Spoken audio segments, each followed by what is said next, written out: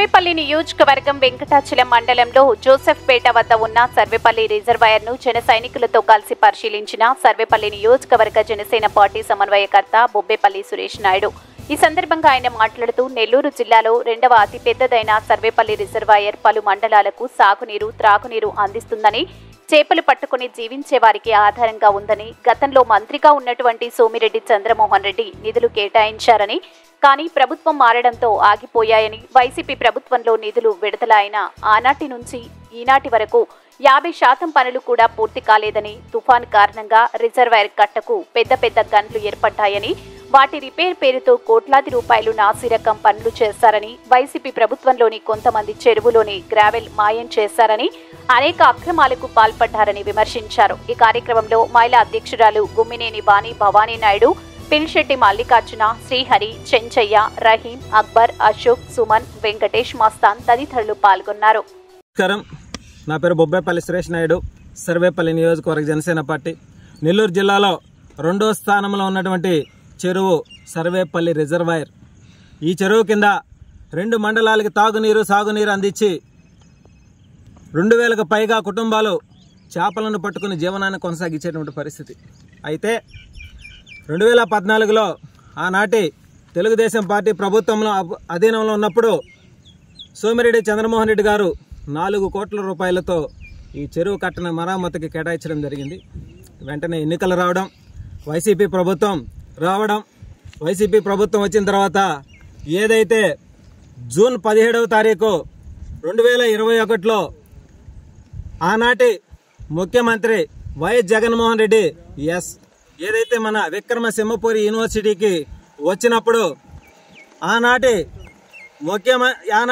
వ్యవసాయ శాఖ మంత్రి కాకాని గోవర్ధన్ రెడ్డి ఈ యొక్క రిజర్వాయర్ గురించి ఆయనకి విశ్లేషణ తెలియజేసి 11.10 కోట్ల రూపాయలతో ఈ యొక్క రిజర్వాయర్ కట్టను నిర్మాణం చేయాలని చెప్పడం జరిగింది.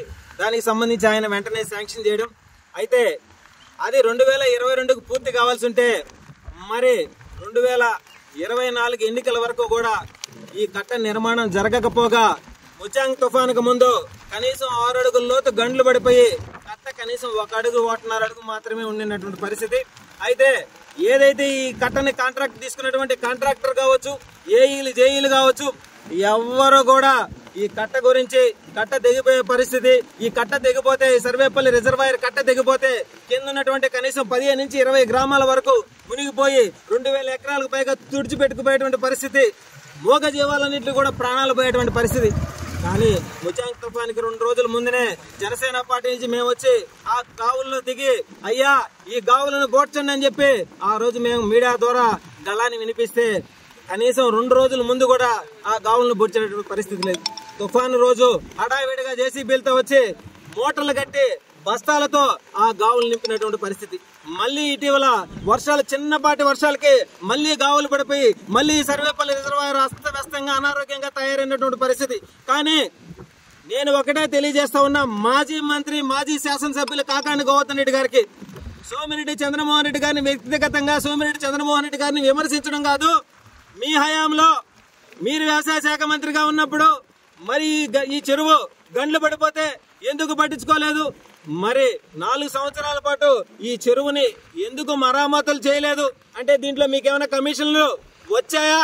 లేకపోతే మీ వైసీపీ నాయకులందరూ కూడా ఈ చెరువులో ఉన్నటువంటి కోట్ల రూపాయలు విలువ చేసే గ్రావెల్ని దోచుకొని వాళ్ళ కోసం ఏమైనా కాంట్రాక్ట్ ఆపారా?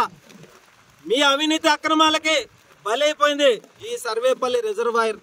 నేను ఒకటే తెలియజేస్తా ఉన్నా, ఎన్డీఏ కూటమిలో భాగంగా ఏదైతే ఇప్పటి శాసనసభ్యులు సోమిరెడ్డి చంద్రమోహన్ రెడ్డి గారికి ఈ విషయాన్ని పూర్తి స్థాయిలో తెలియజేసి ఈ కాంట్రాక్టరు వెంటనే వచ్చి పూర్తి స్థాయిలో మరామతులు చేసి కట్టని పునరుద్ధరణ చేయకపోతే మాత్రం జనసేన పార్టీ ఉపేక్షితూ ఈ సర్వేపల్లి నియోజకవర్గంలో ఎక్కడ ఎప్పుడు ఎవరికి ఏ సమస్య ఉన్నా సరే జనసేన గళం వినిపిస్తుంది. జనసేన పార్టీ పోరాడుతుంది. నా సర్వేపల్లి నియోజకవర్గంలో నెల్లూరు జిల్లాలో 2వ స్థానంలో ఉన్నటువంటి సర్వేపల్లి రిజర్వాయర్ని మేము కాపాడుకోలేకపోతే మేము ఉన్నా ఒకటే, ఊడిపోయినా ఒకటే.